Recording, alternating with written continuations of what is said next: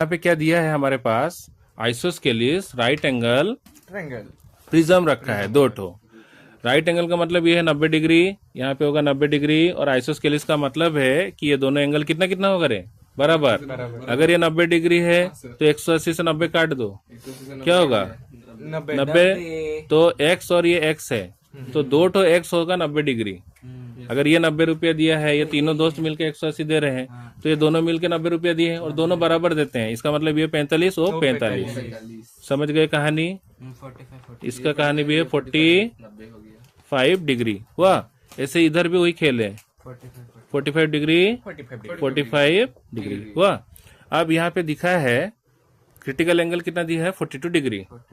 याद रखो optical density मतलब ऑप्टिकल डेंसर मीडियम से लाइट हमेशा मारेंगे। कहाँ को, हवा को। ये है कांच ग्लास, ये मान लो तुम्हारा हवा। बोलो अगर लाइट में कैसे मारता हूँ, डेंसर से रेयर क्रिटिकल एंगल में। आई इक्वल टू सी, तो मेरा angle of refraction in the rarer medium क्या होगा, 90 डिग्री। मगर अगर मैं लाइट को क्रिटिकल एंगल से, हमेशा एंगल नॉर्मल से लेते हैं ये डंटी से हुआ। अगर मैं लाइट को ज्यादा बड़ा एंगल से मारूंगा, किससे, क्रिटिकल एंगल से, तो याद रखो क्रिटिकल एंगल से ज्यादा एंगल से लाइट मारते ही तुम्हारा लाइट ना रिफ्रैक्शन हो जाएगा, रिफ्लेक्शन करेगा। रिफ्लेक्शन क्या करेगा, रिफ्लेक्शन, टोटल इंटरनल रिफ्लेक्शन। और अगर कोई इंसान क्रिटिकल एंगल से कम में मारता है तो नॉर्मल रिफ्रैक्शन होगा, मतलब इधर उससे बड़ा एंगल बनेगा। कॉन्सेप्ट समझे। ये थोड़ा सा रिकेप करा दिया मैं तुम लोग को। अब देखो इसका इस्तेमाल होगा। क्रिटिकल एंगल कितना है, 42 डिग्री। इसको रख देते हैं, बाद में इस्तेमाल होगा। अच्छा बेटा इधर देखो, यहाँ पे मैं लाइट मारा, नीचे से मारा ऐसे, तो लाइट जहाँ टकराएगा वहां पे क्या टानते हैं, नॉर्मल। क्या टानेंगे, यहाँ क्या टानेंगे, नॉर्मल। समझ गए। तो याद रखो ये अगर 90 डिग्री है, ये 45 डिग्री है, ये कितना होगा रे, ये भी होगा 45। और ये 90 डिग्री, 90 से 45 काट दो, 45 डिग्री। अब बताओ क्रिटिकल एंगल है 42 डिग्री, तुमने लाइट मारा है और ये लाइट कहाँ से जा रहा है, देखो पहले तो एयर से कांच के अंदर घुसा, जैसे ये हवा से कांच के अंदर दाखिल हो रहा था ना, तो यहाँ पे कैसे घुसा, एंगल ऑफ इंसिडेंस कितना है, 0 डिग्री। अब एंगल ऑफ इंसिडेंस 0 डिग्री देखो तुम लोग भूल चुके हो गए, ऐसे मैं एज्यूम कर लेता हूँ। तो ये क्या है, नॉर्मल। और ये वाला पेन क्या है, ये दिखाता है हम लोग को एंगल ऑफ इंसिडेंस। देखो तो बेटा एंगल ऑफ इंसिडेंस क्या है, नॉर्मल के साथ इसका अगर कुछ एंगल होता तो बोलते सर एंगल दिख रहा है, एंगल है कुछ नहीं, 0 डिग्री। तो जब हम लोग नॉर्मली लाइट मारते हैं, लाइट मारा मैंने नॉर्मली, कैसे मारा, इस कांच के दीवार को लाइट, देखो मैं नॉर्मल लाइट मार रहा हूँ, परपेंडिकुलर जा रहा है, इसका मतलब एंगल ऑफ इंसिडेंस क्या होता है उस समय, 0 डिग्री। तो लाइट ऐसे गया यहाँ टकराया, टकराने के बाद वो वहां पे रुक के सोचेगा 2 मिनट कि क्रिटिकल एंगल कितना था, थोड़ा याद उसको याददाश्त है, अरे 42 डिग्री होता है, 42 डिग्री। फिर बोलते हैं कि क्रिटिकल एंगल 42 डिग्री से डेस हो गया है, यहाँ पे देखो ज्यादा हो गया है, तो ये डेंसर से रेयर भी जा रहा था, तो क्या करेगा, तीर बन जाएगा, टोटल इंटरनल रिफ्लेक्शन ना बेटा। अगर रिफ्लेक्शन करेगा तो कैसे होगा, इधर 45 तो इधर भी 45 हुआ। अब कोई बच्चा बोलेगा सर आपको कैसे पता चलता है कि 45 कैसे बनेगा, मेरे को भी नहीं पता। देखो उसका ट्रिक सुनो, पहले हम ऐसे रैंडमली रफ डायग्राम बना देता हूँ, देख लो बेटा।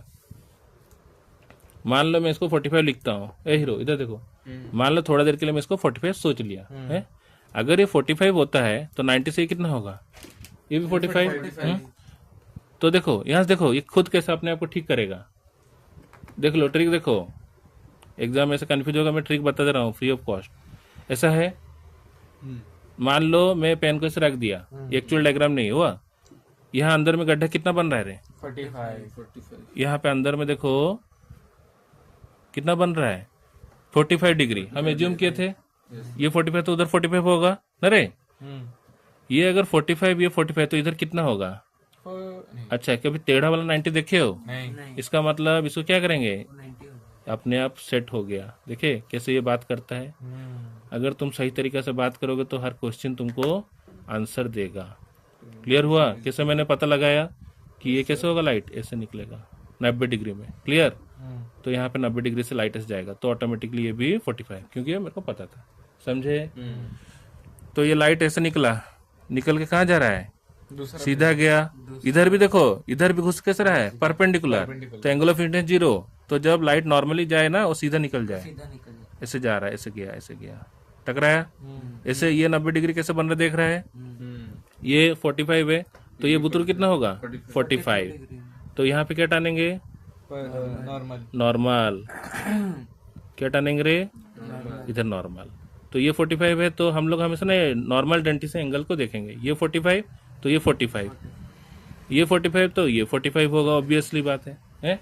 अब बताओ लाइट कहाँ से जा रहा है, बोलो कांच से हवा जाने की कोशिश, यहाँ तो कोई दिक्कत नहीं, हवा से कांच 0 डिग्री सीधा आर पार हो गया।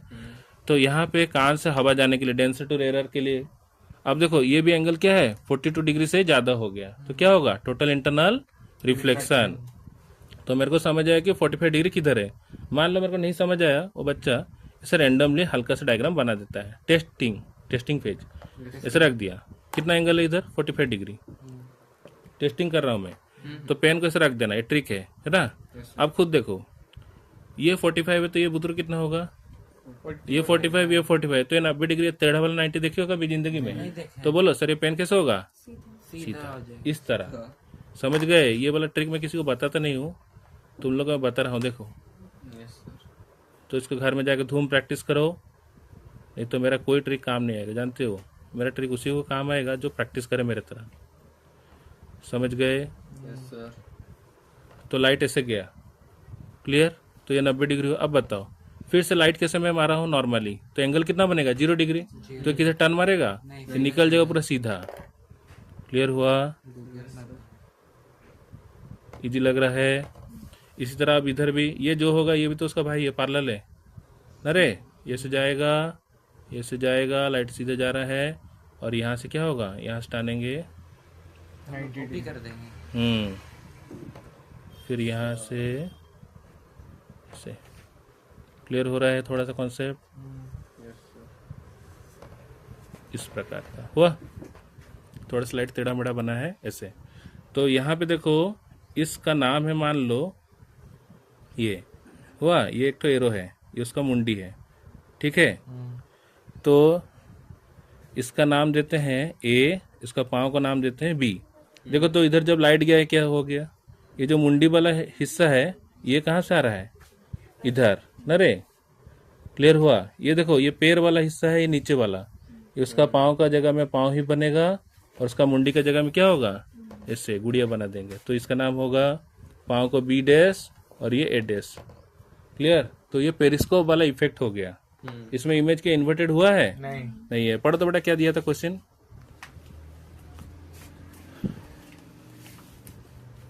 पढ़ो जल्दी पढ़ो रही।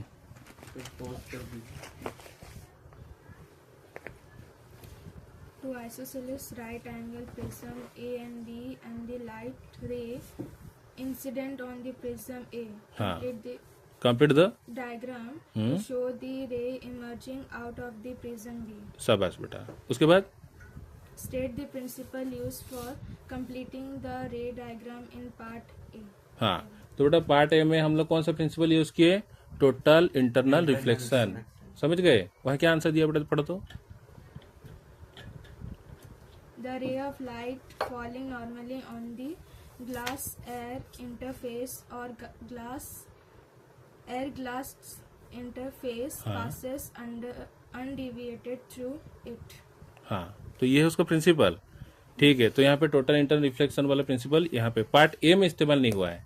पार्ट ए का क्या डायग्राम था कि स्टार्टिंग में यहाँ से जब गुजर रहा है ना, तो यहाँ से हवा से खाली वो कांच के अंदर जा रहा है, तो इस दौरान यहाँ पे कोई प्रिंसिपल, यहाँ पे कौन सा हो रहा है, अगर light when a ray of light is incident normally then it will pass undeviated, तो ये वाला इस्तेमाल हुआ है पहला रूल। अच्छा दूसरा, The ray of light traveling from the glass to air when strike the glass air surface at an angle of incidence equal to 45 degree which is greater than the critical angle then suffer total internal reflection. Yes हुआ, उसके आगे अभी समझ गए। तो ये दो तो प्रिंसिपल वहाँ पे इस्तेमाल हुआ है, पहले तो नॉर्मली मारेंगे तो सीधा पास हो जाएगा, और दूसरा क्रिटिकल एंगल से ज्यादा होगा तो क्या हुआ, ये total internal reflection takes place हुआ। टोटल इंटरनल रिफ्लेक्शन बहुत इंपॉर्टेंट कॉन्सेप्ट है, वो बोलता है कि लाइट हमेशा ऑप्टिकली डेंसर मीडियम से ऑप्टिकल रेयर मीडियम तक लाइट जाए, और दूसरा कंडीशन वो होने के लिए है कि एंगल ऑफ इंसिडेंस तुम्हारा जो नॉर्मल से टानते हैं वो हमेशा क्रिटिकल एंगल से ज़्यादा होना चाहिए, तभी total internal reflection will takes place. समझे?